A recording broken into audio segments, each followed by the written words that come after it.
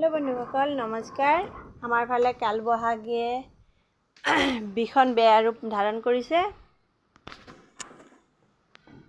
इमान बता रातिओ दिनतो এটা आवाज হৈ থাকে অনবৰতে টিং টিং টিং টিং টিং বিলাকৰ आवाज হৈ থাকে আৰু যেহেতু মোৰ ঘৰখিনিও মানে অৱস্থা নাইকিয়া হৈছে। এয়া জুৰুলি জুপলি গৈছে। আমাৰ ভাত চাত পকাবলৈকে অসুবিধা হৈ পৰিছে। বৰ মানে চৌকাত জুই নজ্বলে। या চৌকাত জুই জ্বলাবই নোৱাৰি। ৰাতিপুৱা যেন তেনে অলপ ভাজি সাজি কৰিছিলো খালো। হাৱাৰ বতাহৰ কাৰণে পছন্দ বতাহ আমাৰ ফালে পছন্দ বতাহৰ কাৰণে या আপোনালোকৰ ফালে তেনেকুৱা হৈছে যদি জনাবচোন। এয়া চাক ঘৰৰ টিং উৰাই পেলাই ক'ত পেলাইছে। ঘৰৰ চাল সব ভাঙি পেলাই আছে বতাহ জাকে। তো বতাহৰ কাৰণে আমাৰ ইয়াত মানে এনেকুৱা হৈছে অকমান সময় বহি থাকিলে মাথাটো টিং টিঙাই বিষাবলৈ ধৰি যায়। আৰু বৰষুণ নাই কিন্তু বতাহটো অনেক পৰিমাণে আৰু ইয়াতে গোহালি আছিলে ভাঙি পৰি গৈছে। তো গোহালি পৰা ইয়াত টিং টিং টিং ৰাতি আৱাজ ইমান বেয়া আৱাজ হৈ থাকে। আৱাজৰ কাৰণে কলৰ পাতখিনি চাই কেনেদৰে হালি আছে। ঘৰতে এনেকুৱা পৰিৱেশ হৈছে। ইয়াৰ ঘৰ দুৱাৰ ভাঙি আছে।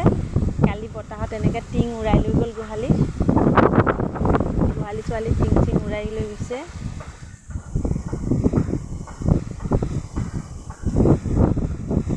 আপোনালোকৰ ফালে এনেকুৱা বতাহ চতাহ দিছে নেকি জনাব। কাৰ ঠাইত এনেকুৱা হৈ আছে জনাই থাকিব। আমাৰ এইটো জামুগুৰি হয়। জামুগুৰি ফালে এনেকুৱা বতাহ বলিছে য'ত থাকিব মানে বাহিৰত 5 মিনিটো থকাৰ শক্তি নোহোৱা হৈ গৈছে। এনেকুৱা আৰু বেছি বতাহটো লাগি থাকিলে ডিঙিটো চেৰচেৰাই যায়। শুকান কাহৰ নিচিনা লাগে আৰু গাঁঠিটো বিষাই থাকে।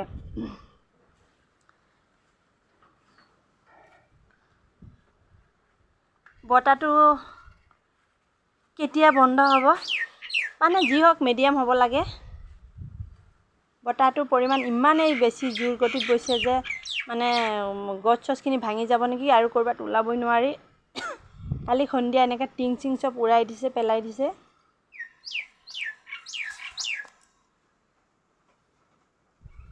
ঠায়ে ঠায়ে বৰষুণ হৈ আছে যদি আমাৰ ফালে বৰষুণটো হোৱা নাই।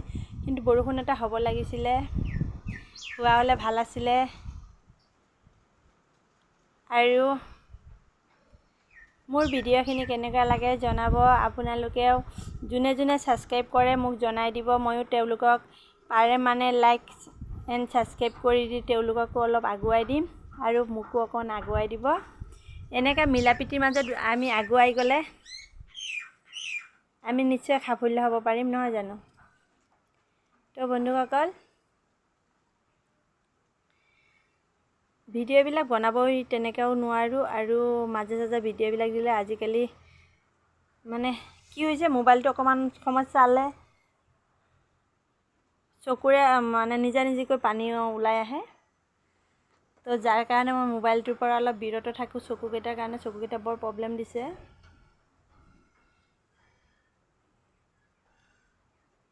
এইবাৰ চকুৰ বিষৰ কাৰণে আৰু বতাহৰ কাৰণে মেইনলি ক'তো আমি যোৱাও নাই। এনেকৈ ফাংচনত যোৱা নাই।